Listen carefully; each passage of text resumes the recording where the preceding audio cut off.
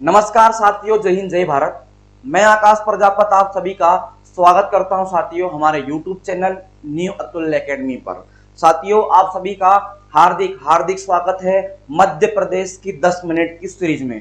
तो दोस्तों, हमारा जो टॉपिक रहेगा मध्य प्रदेश की प्रमुख नदियों के बारे में। तो दोस्तों, नदियां जो है ये विश्व में सर्वाधिक कहां बहती है? आप क्या बोलोगे कि सर भारत में बहती है, और भारत में भी सर्वाधिक कहां पर बहती है? हमारे मध्य प्रदेश में। तो आज का टॉपिक हमारा रहेगा नर्मदा नदी तंत्र के बारे में। इसको समझते हैं दोस्तों कि नर्मदा जो है ये कहां से निकलती है, कितने जिलों में बहती है, उपनाम क्या है, ये कहां पे जाकर गिरती है, कितने राज्य में बहती है, सारी कहानी मेरे दोस्तों हम यहाँ पर देखने वाले हैं। तो देखिएगा मेरे दोस्तों, ये मध्य प्रदेश का मैप है और मैपिंग के माध्यम से हमको यहाँ पर समझना है कि नदी जो है नर्मदा ये भैया कहां से निकलती है और कहां पे जाकर दोस्तों जो है गिरती है। तो देखिएगा ध्यान से। अब ये दोस्तों ये वाला जो हिस्सा है यहाँ पे दोस्तों आपको पड़ेगा अनूपपुर। क्या पड़ेगा आपको? अनूपपुर पड़ेगा। और अनूपपुर में आपने सुना होगा अमरकंटक, और अमरकंटक से जो है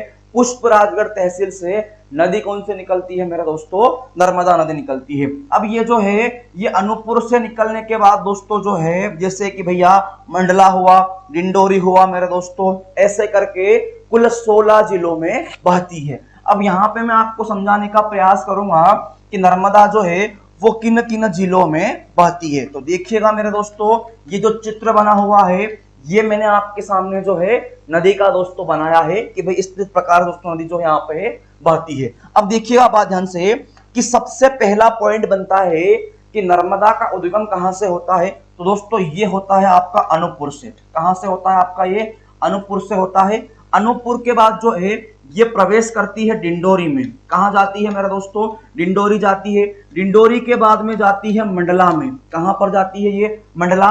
मंडला के बाद प्रवेश करती है जबलपुर में। जबलपुर के बाद में प्रवेश करती है सिवनी में। कहां पर मेरे दोस्तों? सिवनी जाती है। और सिवनी के बाद में जो है ये प्रवेश करती है नरसिंहपुर में। कहां पर मेरे दोस्तों? नरसिंहपुर में प्रवेश करती है, नरसिंहपुर में। और नरसिंहपुर के बाद जो है ये प्रवेश करती है मेरे दोस्तों होशंगाबाद में। कहां प्रवेश करती है?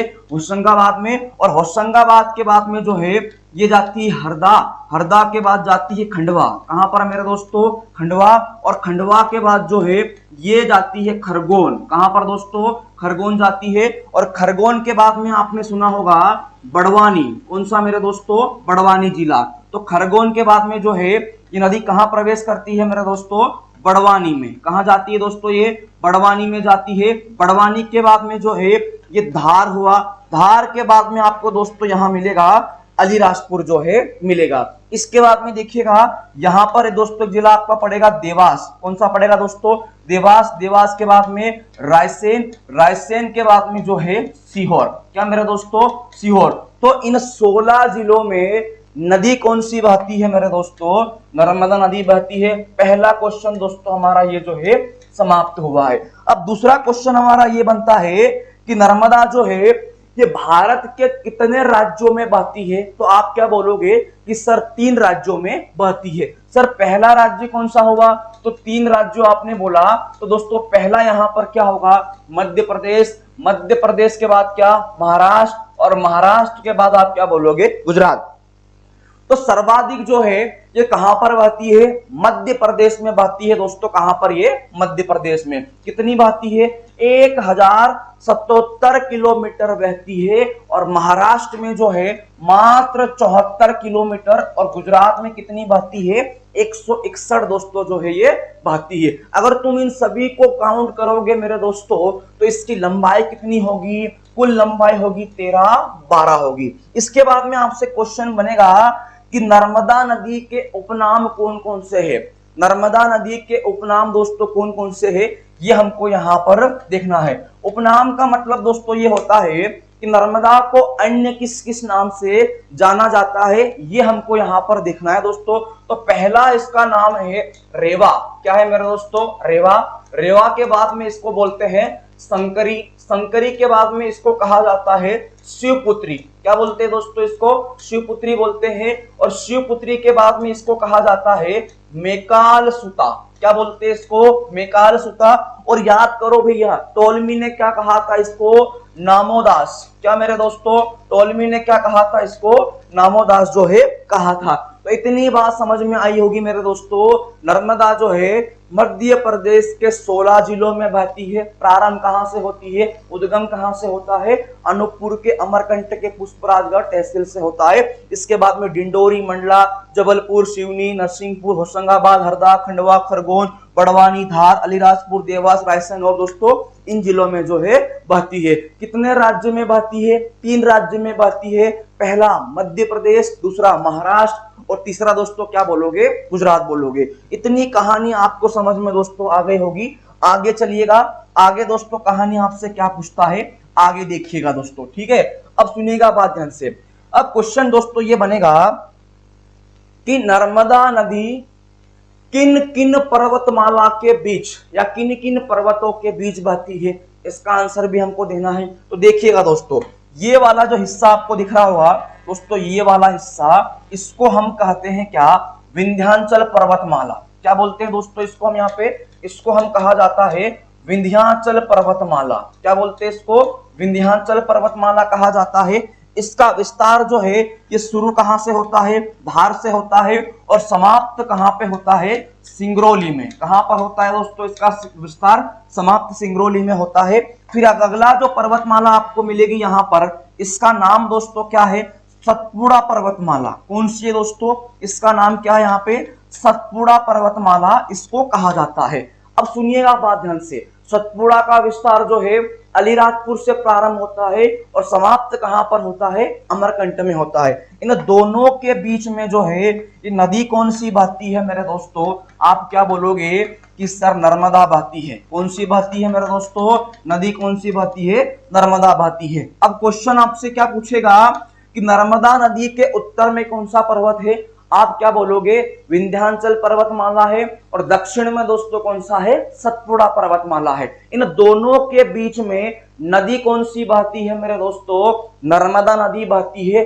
अब देखिएगा दोस्तों, आगे हम बात करते हैं इसके दाईं ओर से कितनी मिलती है, बाईं ओर से कितनी मिलती है, वो सारी दोस्तों बात करेंगे। इसके किनारे कौन कौन से घाट स्थित है, इसके बाद में कौन कौन से कुंड स्थित है, कितने जलप्रपात है, कितनी दोस्तों परियोजना है, सारी बातें हम यहाँ पे करने वाले हैं। आगे बढ़िएगा दोस्तों, इसके बाद में अगला यहाँ पर देखिएगा कि हमसे पूछेगा कि दोस्तों नर्मदा नमामि सेवा यात्रा, ठीक है, या नमामि देवी यात्रा दोस्तों, इसकी शुरुआत ऐसा हुआ था कि जहां जहां पर नर्मदा नदी बहती है वहां वहां पर क्या दोस्तों पेड़ लगाए गए थे। कब दोस्तों, देखिएगा बात ध्यान से, इसकी शुरुआत दोस्तों कब हुई थी, आप बोलोगे कि इसकी शुरुआत हुई थी सर 11 दिसंबर।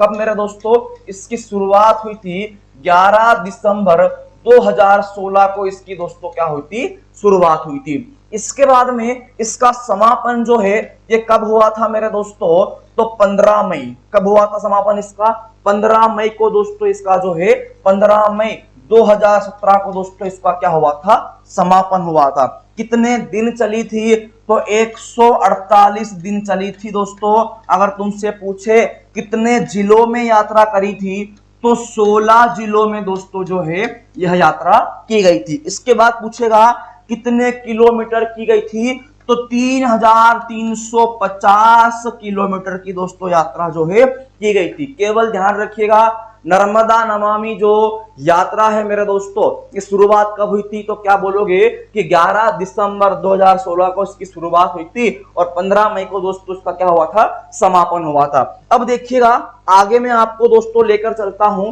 क्वेश्चन आपसे क्या पूछेगा, क्वेश्चन दोस्तों आपसे ये पूछेगा कि मध्य प्रदेश की जीवन रेखा, ठीक है, मध्य प्रदेश की जीवन रेखा, सुनेगा बात ध्यान से दोस्तों, मध्य प्रदेश की जीवन रेखा, मध्य प्रदेश की जीवन रेखा है जो किसको कहा जाता है, तो आंसर क्या होगा मेरे दोस्तों, नर्मदा होगा।